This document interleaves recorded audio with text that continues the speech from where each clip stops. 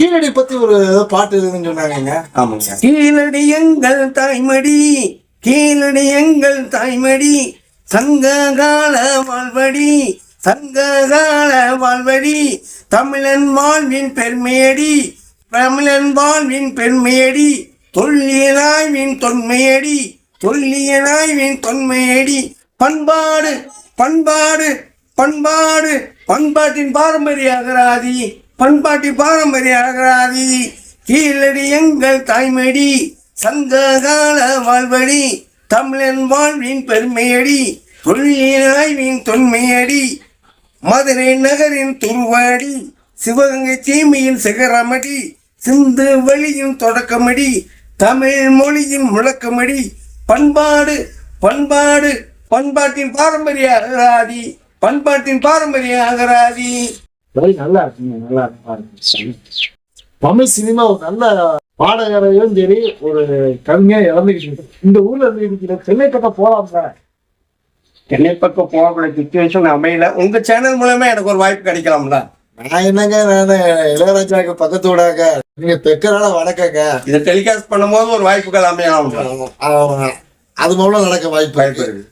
நேர்களே, இவரோட பாட்டை கொஞ்சம் பாருங்க, உங்களுக்கு பிடிச்சிருந்தா ஷேர் பண்ணுங்க. இவருக்கு உங்க மூலமா ஒரு வாய்ப்பு கிடைக்கட்டும். நம்மளால முடிஞ்ச அளவுக்கு நாம வளராட்டம் போறோம், திறமையானவங்க கண்டிப்பா மேல வரணும். அது உங்க கையில தான் இருக்கு. ஆமா, இந்த மாதிரி பாட்டு எழுதுறீங்க, கவிதை எழுதுறீங்களா, இந்த மாதிரி ஆர்வம் உங்களுக்கு எப்படி தோணுச்சுங்க? பொதுவா கலைத்துறையில எங்க ஃபேமிலிய கலைத்துறையில ஆர்வமானவங்க. எப்படின்னா எங்க அப்பா பேரு சுந்தரபாண்டியன். அப்பா பேரு, எங்க அப்பா பேரு ஆக்சுவலா அவரை எஸ்பிஎஸ் பாண்டியன் கூப்பிடுவாங்க. அவர் சினிஃபீல்ட்ல சினிமாவில் அசிஸ்டன்ட் டைரக்டர் இருந்தவர். ஓ, சினிமாவில் சரி சரி. முக்தா ஃபிலிம்ஸ் சொல்லி முக்தா சீனிவாசன் அசிஸ்டன்ட், அவர்கிட்ட அசிஸ்டன்ட் டைரக்டர் பழைய. அவர் 2 படம், அதாவது கல்யாணத்துக்கு நாங்களாம் பிறக்கல, அப்போ அவர் கல்யாணமே பண்ணல, இந்த பீரியட்ல அப்ப இருந்தாரு. ஆமா சரி சரி. அப்ப அவர் தாமரை குளம், ஓடி விளையாடு பாப்பா 2 படம். அவர் அசிஸ்டன்ட் டைரக்டர். படத்தார் பேரு தாமரை குளங்கிறது நாயசு நடிச்ச படம். ஓ சரி. ஓடி விளையாடு பாப்பா ஒரு படம் SSR நடிச்ச படம் நினைக்கிறேன். ஆமா நடிச்சது. அப்ப அது பிறகு அதனால என்னமோ தெரியல, எங்க வீட்டுல பொதுவா எங்க கூட பிறந்த 3 அக்காங்க. எங்க 2 அக்கா, பெரிய அக்கா சின்ன அக்காவும் டான்ஸ் ஆடுவாங்க. அவங்கள பார்த்து எனக்கு அந்த ஆர்வம் வந்துச்சு. 2 இயற்கையாவே அப்பாவுடைய ஜீன் எனக்கு தான் ஆடுவேன். பட் ஆடுவேன்னா பெரிய டிஸ்கோ டான்சர் அப்படி இல்ல, சும்மா அவருடைய டப்பா குத்த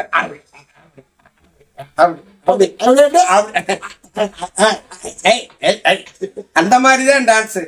அப்புறம் கொஞ்சம் டான்ஸ்ல ஆர்வம் கொஞ்சம். அது பிறகு அப்படியே ஆடிட்டு இருந்து அப்புறம் +1 கயத்தாரில் படித்தேன், திருநெல்வேலி. அவன் கயத்தாரில் படிக்கும்போது கவிதை போட்டி வைச்சேன் எங்கள் ஸ்கூலில். நான் அப்போ +1 படிக்க கவிதை போட்டி வைக்கிறாங்க. பட் கவிதை எழுதணும்னா என்னன்னு எனக்கு தெரியாது. அவங்க கவிதை போட்டியில் நீ கலந்துக்கன்னு என்னை கூப்பிட்றாங்க.